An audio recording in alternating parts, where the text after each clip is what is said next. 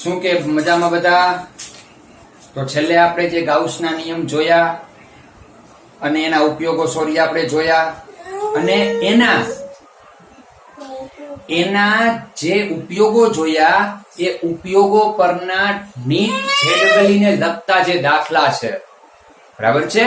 NEET અને જેડબલઈ ને લગતા જે દાખલા છે એ આપણે આ લેક્ચરમાં જોવાના છે. પણ મહેરબાની કરીને જો તમારે આ દાખલાને વ્યવસ્થિત રીતે સમજવા હોય તો આગલો લેક્ચર વ્યવસ્થિત રીતે જોજો. આગલા લેક્ચરને lecture number 12 bye enjoy physics અથવા વિદ્યુત ક્ષેત્રના ઉપયોગો લેક્ચર નંબર 13 લખજો એટલે આવી જશે. બરાબર? વ્યવસ્થિત રીતે જુઓ, સમજવા ટ્રાય કરો અને પછી દાખલા જોશો એટલે વાંધો નહીં આવે. તો શરૂઆત કરીએ. પહેલો દાખલો,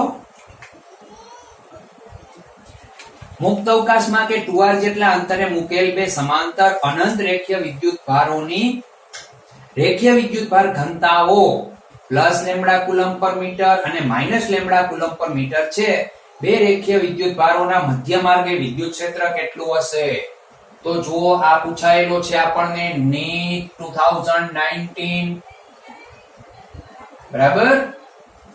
કે બે તાર આપ્યા છે અનંત લંબાઈના અને બે તાર વચ્ચેનું અંતર આપણને આપ્યું છે 2r જેટલું અને આના ઉપર પ્લસ રેખીય વિદ્યુત ભાર ઘનતા છે એટલે કે ધન વિદ્યુત ભાર છે. બરાબર છે? અને આના ઉપર -λ કુલમ્બ બાય મીટર છે. તો આ ઋણ વિદ્યુત ભાર જ છે અને પૂછ્યું છે તો મધ્ય બિંદુ એ અહીંયા બધી જગ્યાએ મધ્ય બિંદુ વાળા બધી જગ્યાએ વિદ્યુત ક્ષેત્ર કેટલું હશે? બરાબર? અને તેના ઓપ્શન તમને આપ્યા છે A 0, B 2λ/πε0r ન્યૂટન પર કુલમ્બ, C λ/πε0r ન્યૂટન પર કુલમ્બ અને D λ/2πε0r. તો પોઝ કરીને ટ્રાય કરો, મથો, સમજવા ટ્રાય કરો. બરાબર? હવે કરી લીધી હોય તો જુઓ, છેલ્લે આપણે શીખાતા કે અનંત લંબાઈનો જે ધન વિદ્યુત ભારિત તાર હોય, અનંત લંબાઈનો ધન વિદ્યુત ભારિત જે તાર હોય તેનાથી ઉદ્ભવતું વિદ્યુત ક્ષેત્ર કેટલું હતું? તો કે E = λ/2πε0r હતું. બરાબર? હવે જુઓ, આ મધ્ય બિંદુ લઉં તો આ મધ્ય બિંદુ પાસે ધન વિદ્યુત ભારને કારણે વિદ્યુત ક્ષેત્ર આ દિશામાં, ઋણ વિદ્યુત ભારને કારણે વિદ્યુત ક્ષેત્ર આ દિશામાં. આ E1 કહું, આ E2 કહું, એક જ દિશામાં છે. તો એક દિશામાં હોય તો વિદ્યુત ક્ષેત્રનો સરવાળો થાય. બરાબર ને? એમાં કઈ પ્લસ માઇનસ હોય નહીં. અહીંયા વિદ્યુત ભાર કોઈ મૂકશો તો એના ઉપર બળ કઈ દિશામાં લાગશે? એ વીજભાર આ દિશામાં જશે. તમે જે પરિણામી વીજભાર શોધશો કેટલો મળશે? બેનો સરવાળો. તો કે E1 એટલે આ, E2 એટલે λ/2πε0r. જો ફેર શું છે? એક પ્લસ છે ને એક માઈનસ છે, એમ ન લેતા. એક વીજભાર છે ધન વિદ્યુત ભાર, એના પર આ દિશામાંથી ધક્કો લાગ્યો, આ દિશામાંથી અપાકર્ષણ બળ, આ સાઈડની પ્લેટ એને ખેંચે છે, આ સાઈડની પ્લેટ ધક્કો મારે છે, આ સાઈડની પ્લેટ એટલા જ બળથી ખેંચે છે. તો વીજભાર જશે ક્યાં? સીધી વાત છે, આમ જશે. બરાબર છે? તો કેટલું હોય? બેનો સરવાળો આપણે કરશું, સરવાળામાં બે પ્લસ થાય, છેદ સરખો તો અંશનો સરવાળો. સમજાય ને કે λ/2πε0r +λ/2πε0r. તો 2λ/2πε0r બે ઉડી ગયા, λ/2πε0r. તો 2 ક્યાંથી આવશે હવે? λ/πε0r. સમજ્યા? તો આ રીતે દાખલા પૂછાઈ શકે. એના પછી બીજો દાખલો જોઈએ. એક તારની રેખીય વિદ્યુત ભાર ઘનતા તમને આપી છે 2 × 10⁻6 કુલમ્બ પર મીટર.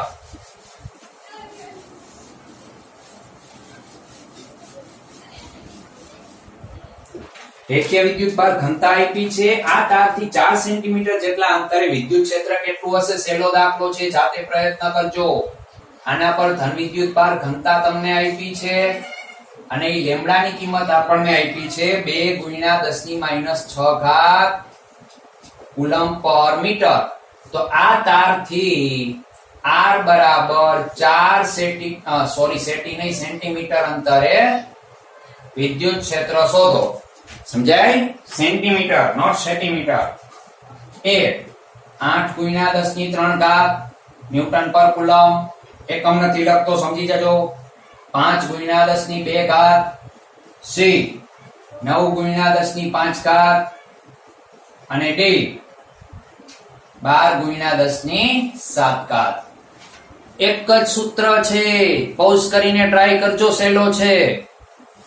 કયું? તો કે r અંતરે વિદ્યુત ક્ષેત્ર કેટલું હોય? તો કે E = λ/2 pi epsilon nought r.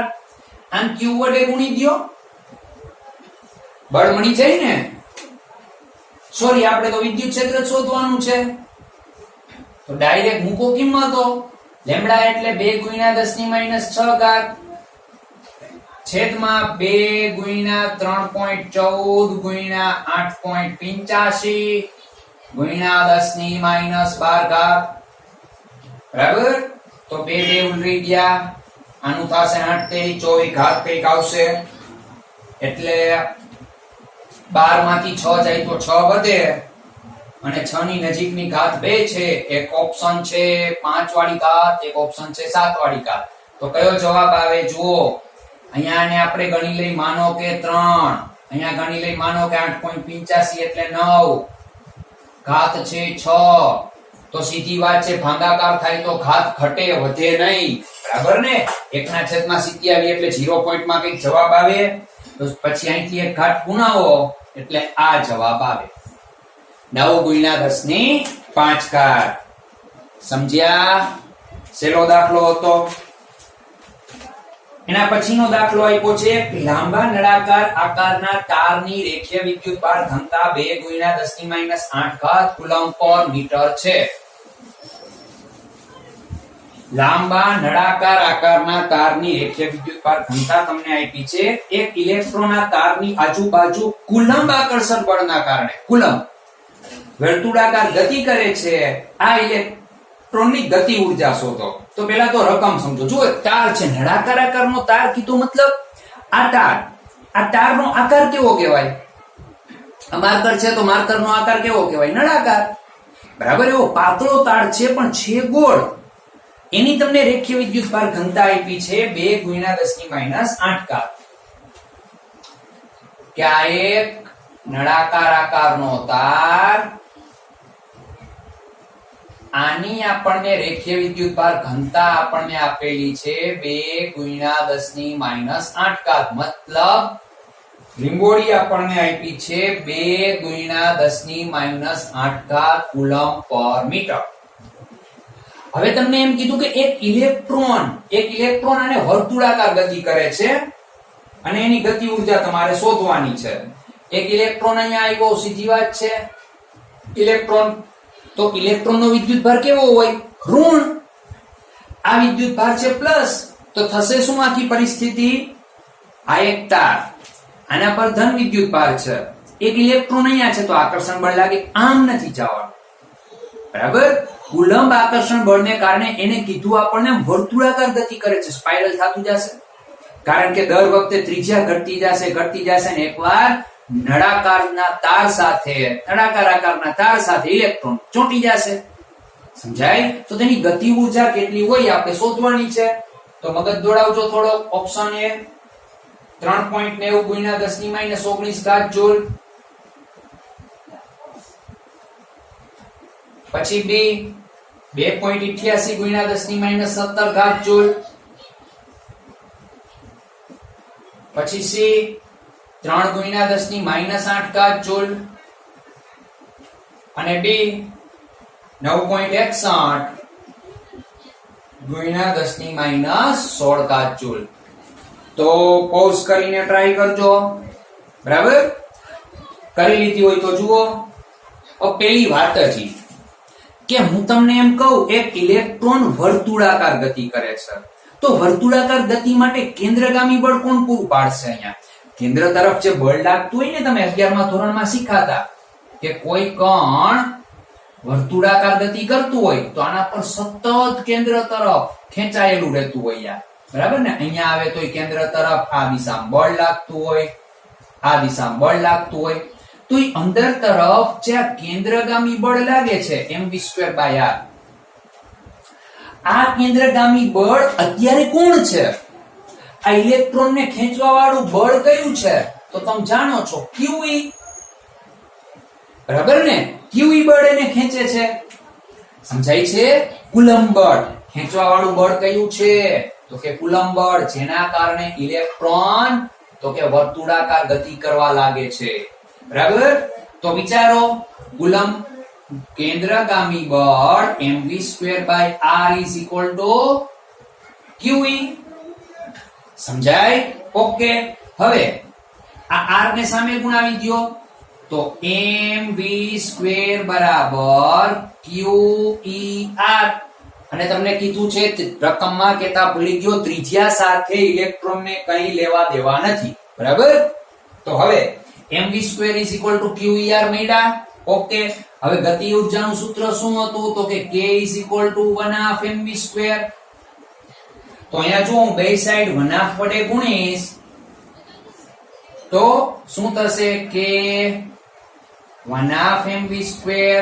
તો 1/2 mv² અહીંયા 1/2 વડે ગુણું, અહીંયા પણ ગુણું, તો 1/2 mv² ની કિંમત કઈ બનશે? તો કે 1/2 QER, બરાબર?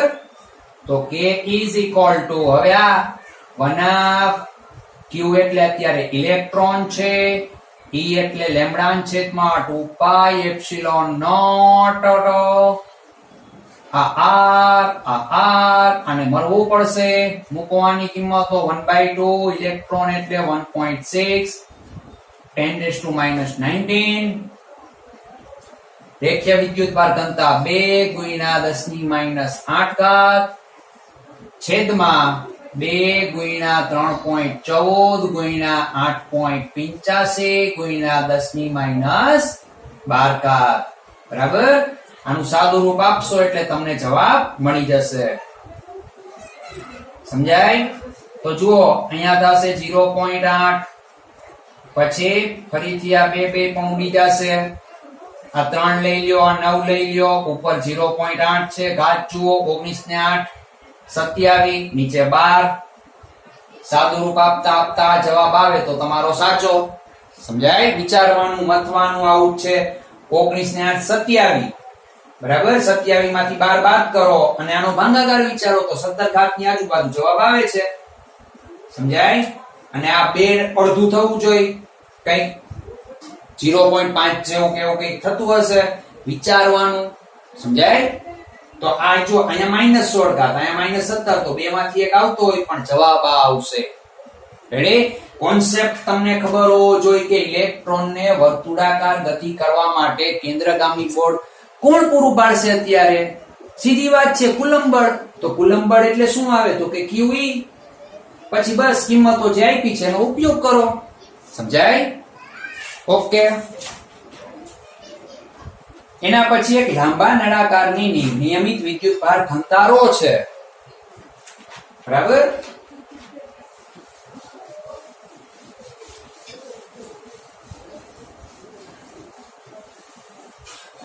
એક લાંબા નળાકારની વિદ્યુતભાર ઘનતા ρ છે. આ નળાકારની અંદર નળાકારની અક્ષથી x જેટલા અંતરે p બિંદુએ વિદ્યુત ક્ષેત્ર શોધો. એક લાંબો નળાકાર, લાંબો નળાકાર, બહુ લાંબો નળાકાર, આની તમને કીધી છે રેખીય વિદ્યુતભાર ઘનતા. જો પોલો નળાકાર નથી, વચ્ચે જગ્યા નથી, દ્રવ્ય છે, રેખીય નિયમિત વિદ્યુતભાર ઘનતા, વિદ્યુતભાર ઘનતા તમને આપી છે ρ. તો તમને એમ કીધું કે આની અક્ષથી x જેટલા અંતરે x જેટલા અંતરે, માનો કે આ અંતર x હોય, p બિંદુએ તમારે વિદ્યુત ક્ષેત્ર શોધવું છે. બરાબર? તો જુઓ, હું તમને એમ કહું, ગાઉસનો નિયમ ઉપયોગ કરો, એવી સપાટીની કલ્પના કરો જ્યાં વિદ્યુત ક્ષેત્ર બધી જગ્યાએ સમાન હોય. આમાં વીજભાર પથરાયેલો છે બધી જગ્યાએ. તમને કીધું છે કે વિદ્યુત ભાર બધી જગ્યાએ સરખી રીતે, નિયમિત રીતે પથરાયેલું છે. બરાબર? વિદ્યુત ભાર બધી જગ્યાએ સરખી રીતે પથરાયેલો છે, ભલે હોય. તો હવે આની અંદર હું આવા નળાકારની કલ્પના કરું, એ આવો, આ અંતર જેટલું એટલું જ આ સાઈડ અંતર લ્યો. તો આ નળાકારની અંદરનો જે મેં નળાકાર દોર્યો, અંદરના નળાકારની અંદર બધી જગ્યાએ જુઓ, અહીંથી આટલા અંતર વિદ્યુત ક્ષેત્ર સમાન હશે, કારણ કે નિયમિત વિદ્યુત ભાર છે. બરાબર? તો હવે એક મને સમમિતિ મળી ગઈ, અંતર વિદ્યુત ક્ષેત્ર સમાન હશે. પછી E અને dA વચ્ચેનો ખૂણો, તો કે એ 0 જોવો જોઈએ. બરાબર? વિદ્યુત ક્ષેત્ર રેખાઓ નળાકારમાંથી બહાર નીકળવા ટ્રાય કરતી હોય. સમજાય છે કે નથી સમજાતું? તમને કીધું છે નિયમિત વિદ્યુત ભાર ઘનતા ρ છે. બરાબર? આના ઓપ્શન લખતા તો ભૂલાઈ ગયા. ઓકે, હવે ગણાવી દઉં. આવા ઓપ્શન તમને આપ્યા છે. A ρx upon epsilon naught, B rho epsilon naught by x, C x epsilon naught by rho, કે D rho x upon 2 epsilon naught. બરાબર? તો શું જવાબ આવે આપણે ગણવાનો છે. તો કઈ રીતે ગણશું? તો મેં તમને કીધું કે દરેક જગ્યાએ વિદ્યુત ભાર ઘનતા કેવી છે? તો કે ρ. સમજાય? ઓકે. હવે તો જુઓ, ગાઉસનો નિયમ શું હતો? તો કે E dot dA is equal to q upon epsilon naught. યાદ છે? આ q શું લેવાનો? આના વડે ઘેરાયેલો વિદ્યુત ભાર આટલા ભાગમાં જ કેટલો વીજભાર હશે ગોતી શકાય. ધારો કે નળાકારની ઊંચાઈ એ જ છે આની, તો આના નળાકારનું કદ કેટલું થાય? 10માં ભણી ગયા, πr²h. એકમ કદમાં ρ જેટલો વીજભાર, તો πr². હવે અત્યારે આપણે શું લેવું પડશે? ત્રિજ્યા r નહીં, ત્રિજ્યા અત્યારે આપણે x લીધું છે, અંતર કીધું છે πx²h. તો એકમ કદમાં ρ જેટલો, તો આટલા કદમાં કેટલો થાય વિદ્યુત ભાર? πx²h into ρ. બરાબર છે? q તમને મળી ગયું. ઓકે. હવે E અચળ છે, 12 લખશું, અને dA તો કે આપવાનું સાદું રૂપ. પેલા E dA ની કિંમત શોધીએ. તો E dot dA બરાબર E અચળ લખો 12 સંકલનમાં dA. તો E આનું ક્ષેત્રફળ કેટલું થાય નળાકારનું? તો કે 2πxh. યાદ છે ને ક્ષેત્રફળ 2πxh નળાકારનું ક્ષેત્રફળ છે ભાઈ. E dA ની કિંમત મળી ગઈ? તો કે મળી ગઈ. આ E dot dA. પછી q ના છેદમાં એપ્સિલોન નોટ ની કિંમત મળી ગઈ? તો કે મળી ગઈ. ચાલો, તો આની જગ્યાએ શું લખશું આપણે? આ E કૌંસમાં 2πxh બરાબર q ની જગ્યાએ શું લખશું? πx²h ρ છેદમાં એપ્સિલોન નોટ. ચાલો, ઉડતું હોય બધું ઉડાડો. એક x પૂરું થઈ ગયું, h પૂરું થઈ ગયું, પાઈ પૂરું થઈ ગયું. તો e ને કરતા બનાવશો તો 2 છેદમાં જ હશે. તો અહીંયા 2x હતા, એક વધ્યો, ρ વધ્યા, ρ into x upon 2 epsilon naught. સમજ્યા? ρ x upon 2 epsilon naught. શું જવાબ આવશે? ρ x upon 2 epsilon naught. સમજાણો ગાઉસનો નિયમ?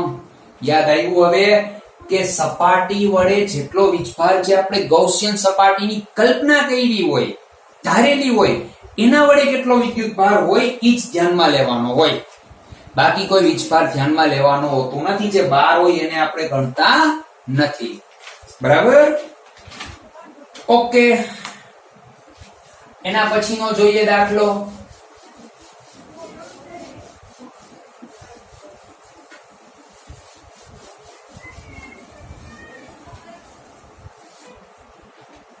જો ખૂબ મોટું સપાટીનું ક્ષેત્રફળ ધરાવતી અને અવાહક શીટની જાડાઈ d અને નિયમિત વિદ્યુતભાર ઘનતા ρ છે. આ શીટને ખૂબ જ પાતળી શીટોની બનેલી કલ્પી શકાય. હા, કલ્પી શકાય.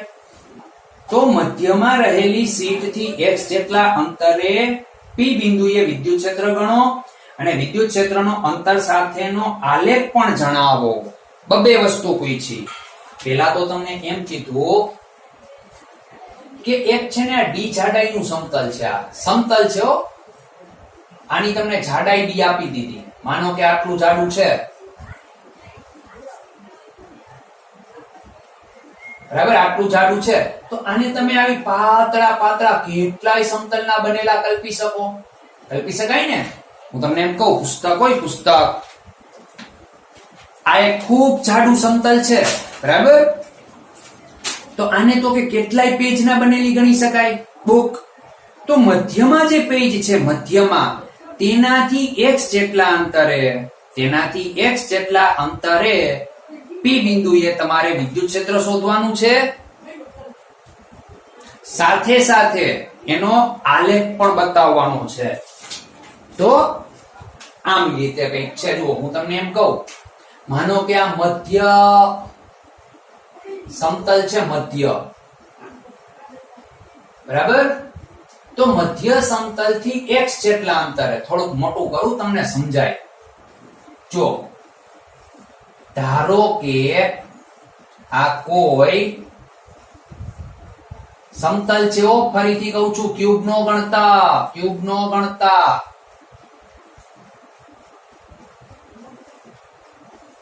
તો મધ્યમાં કોઈ સમતલ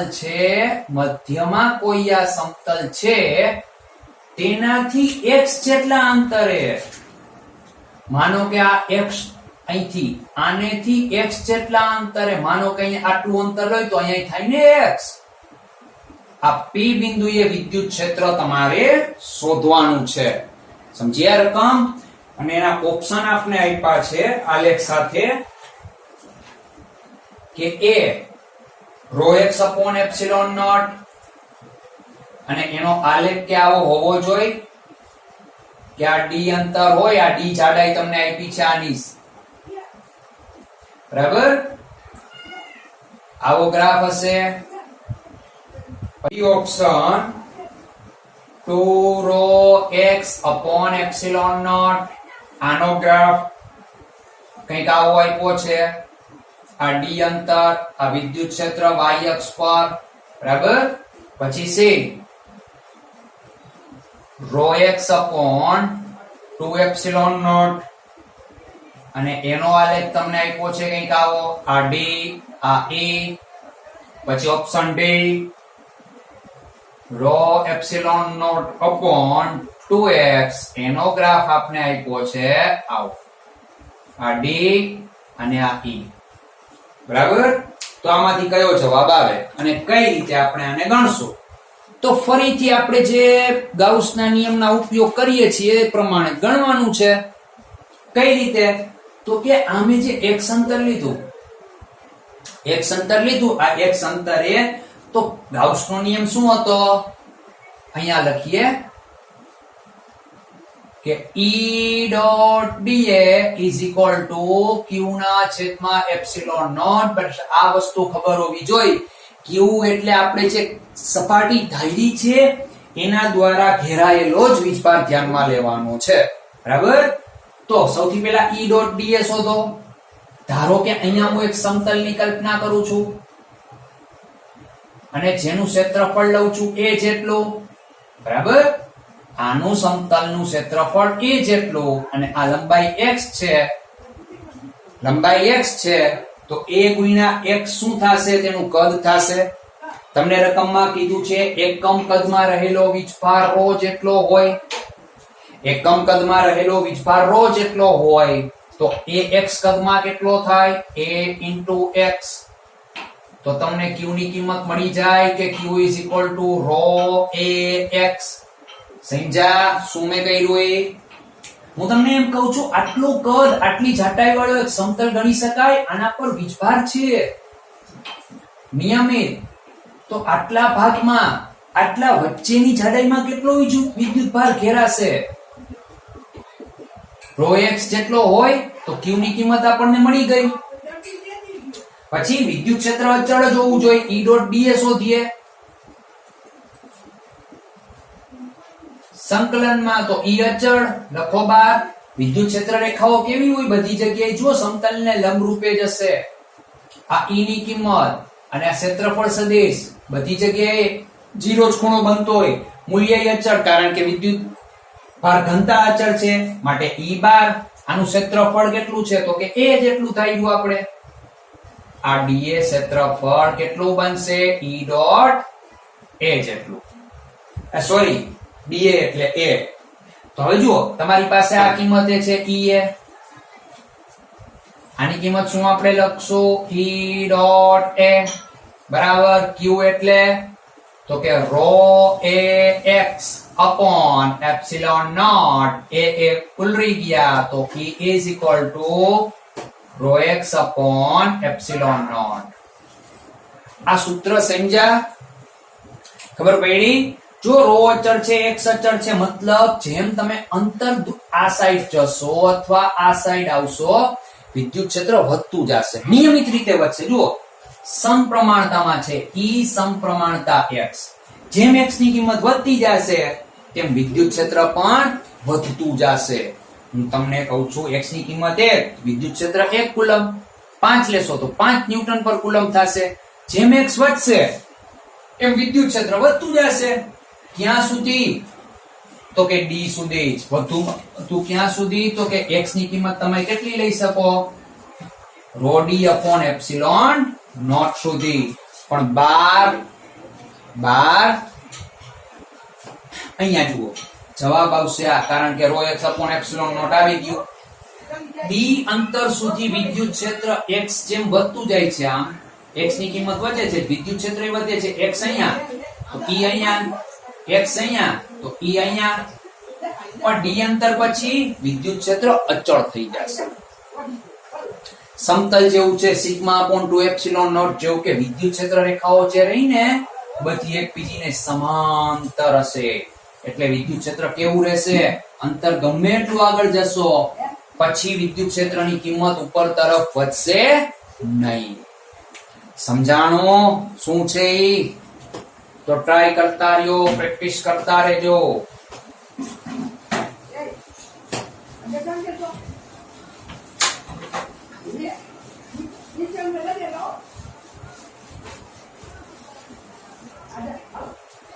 એના પછીનો દાખલો જોઈએ કે એક કણનો વિદ્યુત ભાર -2 × 10⁻⁶ કુલમ છે અને તેને અવાહક પ્લેટ જેની વિદ્યુત ભાર પૃષ્ઠ ઘનતા 4 × 10⁻⁶ કુલમ પર મીટર છે. તો આ વિદ્યુત ભાર પર લાગતું બળ શોધો. સાવ સહેલો દાખલો. જુઓ આ એક સમતલ, લીટીઓ સીધી નથી થતી. આની નિયમિત પૃષ્ઠ વિદ્યુત ભાર ઘનતા તમને આપી છે σ બરાબર 4 × 10⁻⁶ કુલમ પર મીટર સ્ક્વેર. હવે આની નજીક એક વિદ્યુત ભાર છે, ઋણ વિદ્યુત ભાર છે -2 × 10⁻⁶ કુલમ પર મીટર સ્ક્વેર. બરાબર? તો આ વિદ્યુત ભાર ઉપર આનું આકર્ષણ બળ કેટલું લાગશે? F શોધવાનું છે. કેટલું સહેલું છે. વિદ્યુત ભાર પર લાગતા બળનું સૂત્ર શું? પહેલા ઓપ્શન લખીને ટ્રાય કરો. 1.5 newton, B 0.45 newton, C 3.22 newton, D 0.35 newton. કેટલું આવશે? તો કે F is equal to QE. હવે અહીંયા જો એક સમતલ સપાટી છે બરાબર, એક જ છે, શીટ નથી કીધી, પ્લેટ. તો અહીંયા આવું તમારે લખવું પડે. પ્લેટ શીટ કીધી હોય ને તો સિગ્મા અપોન એપ્સિલોન નોટ આવે. અહીંયા શું આવશે? એક બાજુ બળ લાગે છે, એક બાજુ જ. તો એક બાજુ લાગતું બળ કેટલું હોય? સિગ્મા અપોન 2 એપ્સિલોન નોટ હોય. મૂકી દો બધી કિંમતો.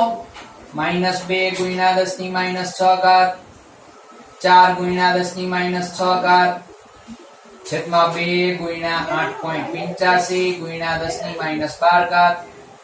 બરાબર, તો 2 ઉડી જશે. હવે આ પણ આની આરે ઉડી જશે. તો 4/9 આવે છે. 4/9 કરવાના છે. 4/8 0.5 વાળો ઓપ્શન હોય નજીકનો 0.45 ન્યૂટન. સમજાય? તો બહુ સહેલો દાખલો હતો આ.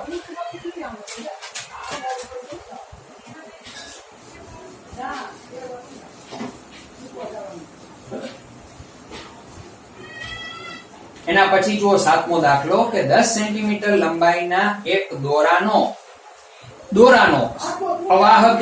એક અવાહક પ્લેટ સાથે ફિક્સ કરેલ છે. બરાબર, અને બીજા છેડા સાથે 10 ગ્રામ દળ અને 4 ગુણ્યા 10 ની -6 ઘાત કુલમ વિદ્યુત ભાર વાળો એક કણ જોડાયેલ છે. કણ મતલબ 10 ગ્રામ દળ. અવાહક પ્લેટ પણ વિદ્યુત ભારિત છે. સમતુલન સ્થિતિમાં દોરાનો જે છેડો ફિક્સ કરેલ છે તે વર્ટિકલ લંબ સાથે 60 અંશના માપનો ખૂણો બનાવે છે. તો પ્લેટની વિદ્યુત ભાર પૃષ્ઠ ઘનતા શોધો. બરાબર, પ્લેટની પૃષ્ઠ વિદ્યુત ભાર ઘનતા તમારે શોધવાની છે. રકમ સમજાણી? ઓકે. જો ફરીથી સમજાવું છું. તમને એમ કીધું છે કે આ એક શીટ સમતલ અવાહક પ્લેટ છે. એની યારે 10 સેન્ટીમીટર લંબાઈનો દોરો બાંધ્યો અને અહીંયા એક વિદ્યુત ભારિત કણ અને દળ. બરાબર, એવો એક લીધો વિદ્યુત ભારિત. તો આ વિદ્યુત ભાર ઉપર છે ને અહીંયા ધન વિદ્યુત ભાર, ગોળો પણ ધન વિદ્યુત ભાર. બરાબર, તો એના ઉપર બળ અપાકર્ષણ બળ લાગ્યા. તો આ ખૂણો અહીંયા કેટલો થાય છે? વર્ટિકલ 60 અંશનો. રકમ સમજાણી? એક સમતલ છે, એક દોરો આપણે બાંધી છીએ, એના પર વીજભાર છે, દળ છે અને અપાકર્ષણ બળને કારણે 60 અંશના માપનો ખૂણો બનાવે છે. તો તમને શોધવાનું કીધું છે કે આ સમતલની પૃષ્ઠ વિદ્યુત ભાર ઘનતા કેટલી હશે. આ એક સમતલ. બરાબર,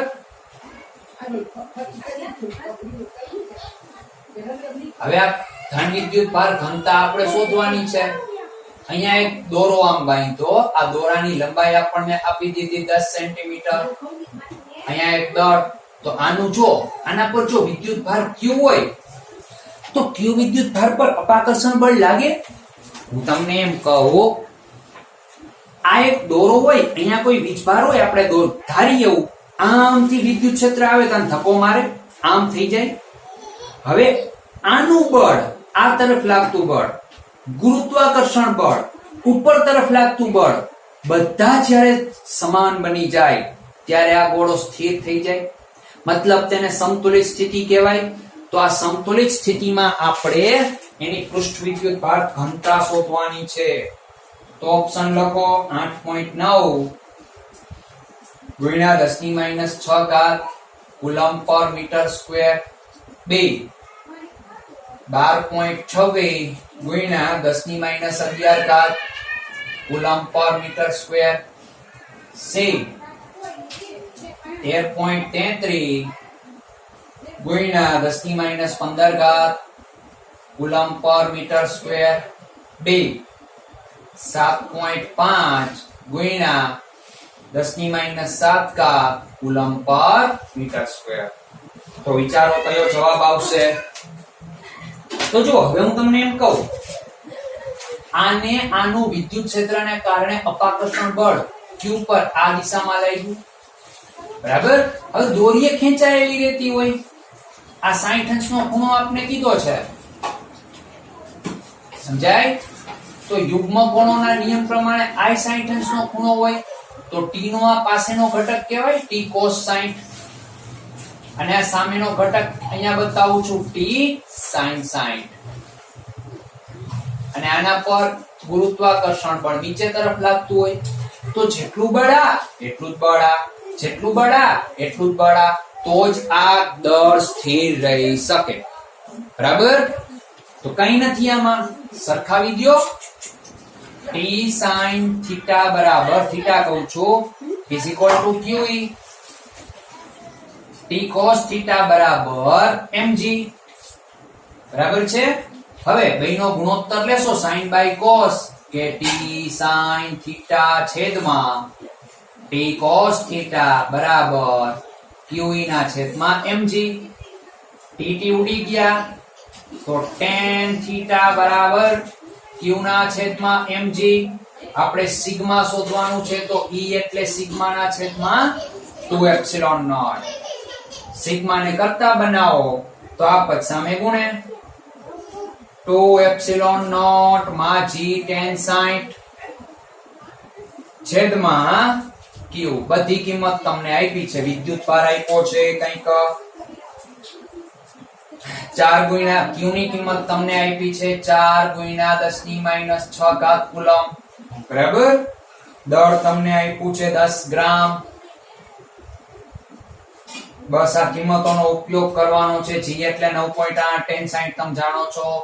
આનું સાદું રૂપ આપતા કંઈક જવાબ આવશે, કિંમતો મૂકવાની. બરાબર? લગભગ આ જવાબ આવશે 7.5 ગુણ્યા 10 ની -7 ઘાત કુલમ. પરિસ્થિતિ સમજાણી શું હતી? સમજાણી? ઓકે, ન સમજાય તો ટ્રાય કરતા રહેજો. હવે આગલો દાખલો જે રહ્યો ને ઈ આનો જ ઉપયોગ કરવાનો છે, કિંમતો બધી. આગલા દાખલામાં આપણને એમ કીધું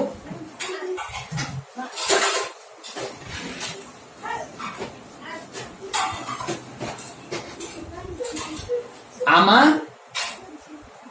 કે દોરીમાં ઉદ્ભવતું તણાવ બળ શોધો. સંતુલિત સ્થિતિમાં દોરી પર આ t ની કિંમત શોધો, દોરીમાં ઉદ્ભવતું તણાવ બળ શોધો, અને ધારો કે બોલને સંતુલિત સ્થિતિમાંથી ધક્કો મારીને છોડી દેવામાં આવે છે તો બોલનો આવર્તકાળ શોધો.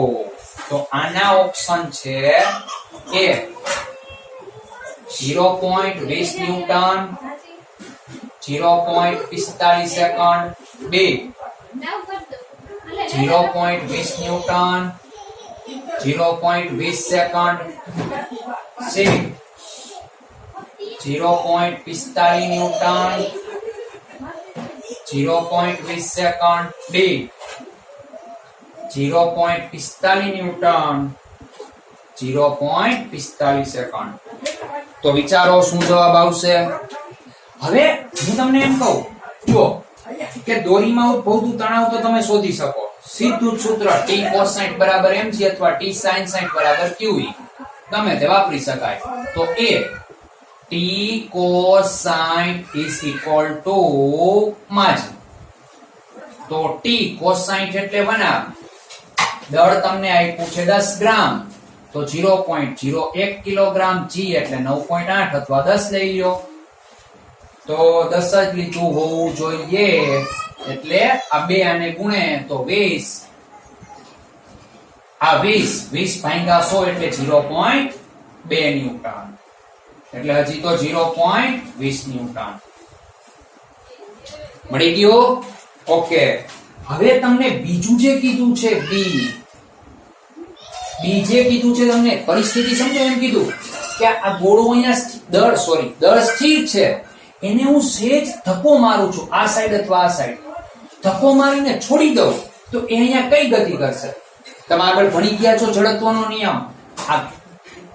આ દળને હું આમ લઈ જઈશ, આને હું આમ લઈ જઈશ, ખેંચીશ, મૂકી દઈશ તો શું પાછો સ્થિર થશે? ના, અહીંયા લઈ આવ્યા પછી એ પાછો આવશે, થોડોક આગળ જશે, પાછો જશે. તો આને એક દોલન પૂરું કરવા માટે કે અહીંથી મેં ધક્કો માર્યો, મૂકી દીધો, અહીંયા આવ્યો, પાછો પોતાની મૂળ જગ્યાએ આવ્યો, તો એ એક દોલન પૂર્ણ કરવા માટે ને કેટલો સમયગાળો લાગશે? તો તમે 11 માં ભણી ગયા છો, તેનો આવર્તકાળ 2π √L/g. બરાબર?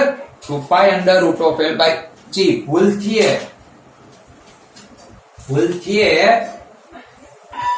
આમાં ઓપ્શનમાં થોડી ભૂલ હતી, હમણાં આપણે સાચો જવાબ આ આવશે 0.61 સેકન્ડ. ટેક્સ્ટ બુકમાં ભૂલ હતી, લખાઈ ગયું, યાદ આવી ગયું. જો હું તમને એમ કહું કે અહીંયા આની તમે કલ્પના કરો કે આને અપાકર્ષણ બળ મેં આમ ધક્કો મારવા ટ્રાય કરી, ગુરુત્વાકર્ષણ નીચે તરફ લાગે છે, વિદ્યુત બળ આ તરફ લાગે છે, તો આ બેયનું પરિણામી બળ કેટલું હશે? કારણ કે જી જે છે ને અત્યારે આ બેયનો પરિણામી લેવાનો છે તમારે, બરાબર? બેયનો પરિણામી લેવાનો છે. તમારે શું કરવાનું? તો કે પરિણામી F is equal to mg નો સ્ક્વેર પ્લસ qe નો સ્ક્વેર. હવે F is equal to mg dash લખી શકાય, આને g ડેશ કહી દો. અને અહીંથી જો, અહીંથી m બહાર નીકળે, વર્ગ થઈને વર્ગમૂળ નીકળી જાય, અહીંયા નથી, તો આને છેદમાં અને અંશમાં ગુણો, તો ઉપરનો m બહાર નીકળી જશે, તો m under root of g square plus q e એટલે sigma upon 2 epsilon not m એનો વર્ગ. આનું તમે સાદું રૂપ આપશો એટલે તમને g ડેશ ની કિંમત મળશે, અને e g ડેશ મળી જાય એટલે એને અહીંયા લખવાના 2 ગુણ્યા 3.14 અંડર રૂટ ઓફ, દોરીની લંબાઈ આપી છે 10 સેન્ટીમીટર એટલે 0.1 મીટર, g અહીંયા જે આવી લખવાનો. સમજાય? એટલે તમને આ ઓપ્શન મળશે 0.20 ન્યૂટન અને 0.61 કે 63 સેકન્ડ કંઈક મળે છે, બરાબર?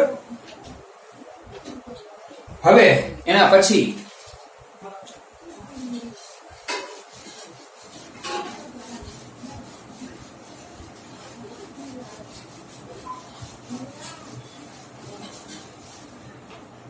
જો છેલ્લો દાખલો કે બે લાંબી વાહક પ્લેટોને એકબીજાને સમાંતર એકબીજાથી 2 સેન્ટીમીટરના અંતરે મૂકેલી છે. એક ઇલેક્ટ્રોન કોઈ એક પ્લેટથી સ્થિર અવસ્થામાંથી બીજી પ્લેટ તરફ ગતિ કરે છે અને તેને ત્યાં પહોંચતા 2 માઇક્રોસેકન્ડ જેટલો સમય લાગે છે. તો પ્લેટની અંદરની વિદ્યુત ભાર પૃષ્ઠ ઘનતા શોધો. તો પહેલા તો આખી પરિસ્થિતિ આવી હોવી જોઈએ કે આ બે સમાંતર પ્લેટ, બરાબર? માનો કે ઇલેક્ટ્રોન જ્યાં છે ત્યાંથી ગતિની શરૂઆત કરે છે, તો એના ઉપર ઋણ વિદ્યુત ભાર ઘનતા હોવી જોઈએ, તો જ એનું અપાકર્ષણ બળ લાગે.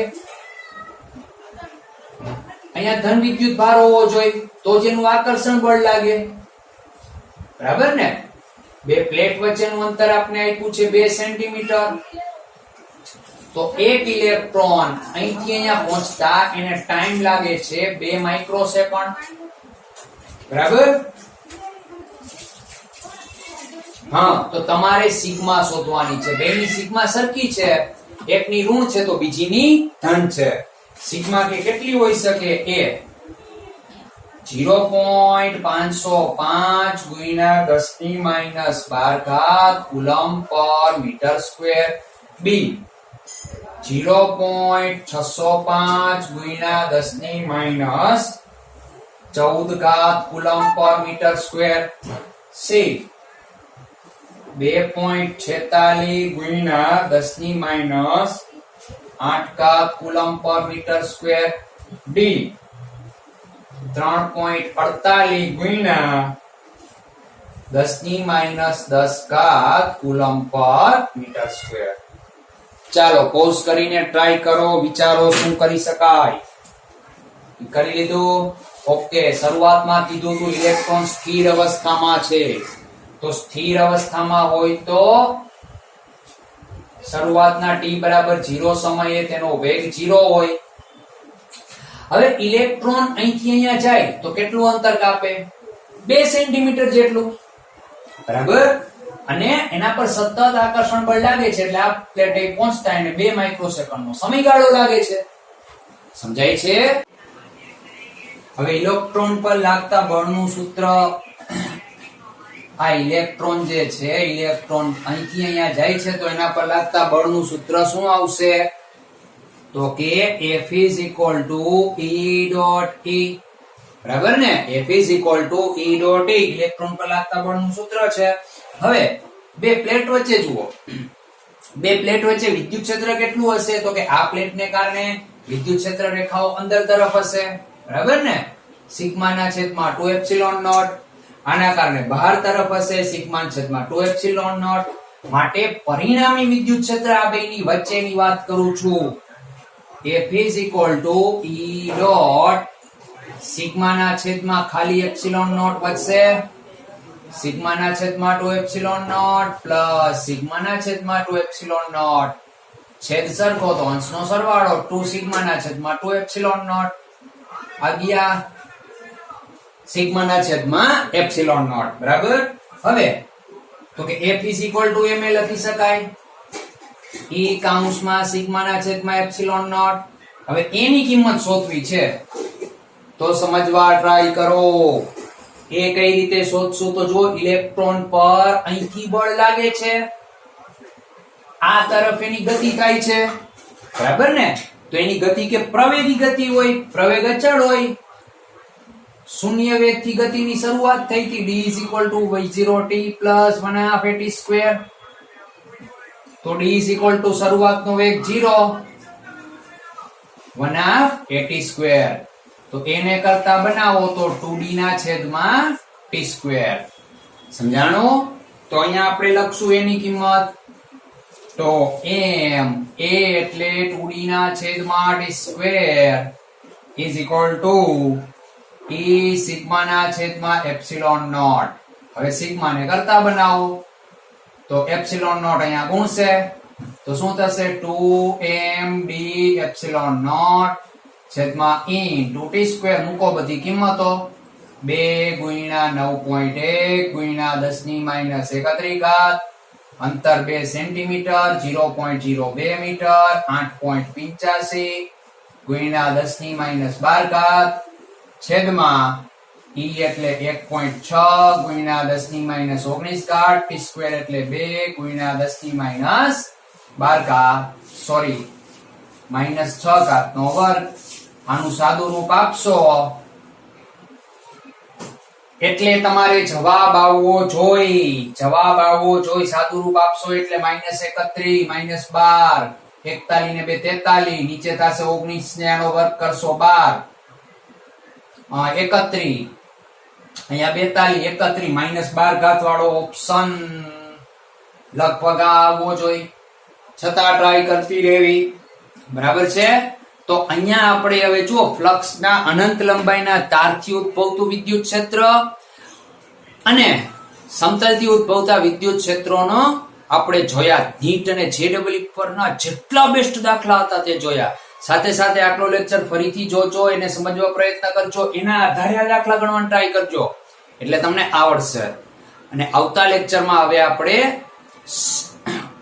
એક પોલા ગોળા છે કે એક દળવાળો ગોળો છે એનાથી ઉદ્ભવતા વિદ્યુત ક્ષેત્રોનો અભ્યાસ કરીશું. બરાબર છે? ત્યાં સુધી મોજ કરો, લખો, વાંચો ને આગળ વધતા રહ્યો. Thank you.